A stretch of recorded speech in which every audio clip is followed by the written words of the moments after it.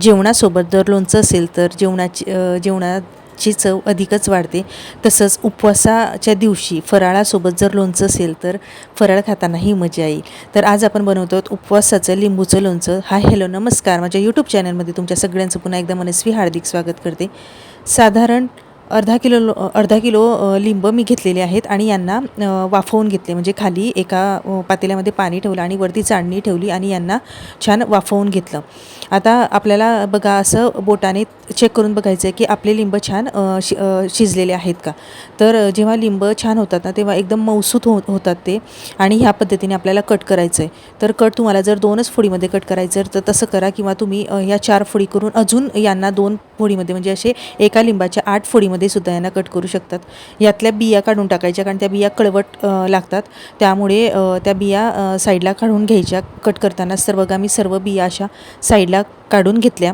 तर मी इथे प्लॅस्टिकच्या बाऊलचा वापर करते, कारण लिंबाचं लोणचं आहे आणि स्टील मी वापरलं नाही, काच किंवा प्लॅस्टिक, त्यामुळे मी प्लॅस्टिकचा बाऊल घेतला. आता मी आदल्या दिवशी म्हणजे ज्या दिवशी आपण फोडी कट केला त्या दिवशी याला मीठ लावून ठेवते. आणि दुसऱ्या दिवशी मी काय केलं की एक पातेलं घेतलं स्टीलचं आणि त्यामध्ये तेल कडकडीत गरम केलं. वाफा निघतील तोपर्यंत.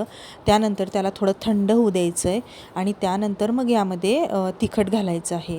यामध्ये खूप जास्त असे आपल्याला साहित्य लागत नाही, कारण हे उपवासाचं लोणचं आहे. त्यामुळे आता जर कडकडीत तेलामध्ये तिखट टाकलं तर तिखट हे जळून जाईल. त्यामुळे त्याला थंड होऊ द्यायचं आणि आदल्या दिवशी ज्यांना आपण मीठ लावून ठेवलेल्या फोडी आहेत त्यामध्ये हे तेल टाकायचं आहे. बघा या लोणच्यासाठी ना साहित्य खूप कमी लागतं, पण हे लोणचं खायला खूप चटकदार किंवा खूप टेस्टी लागतं.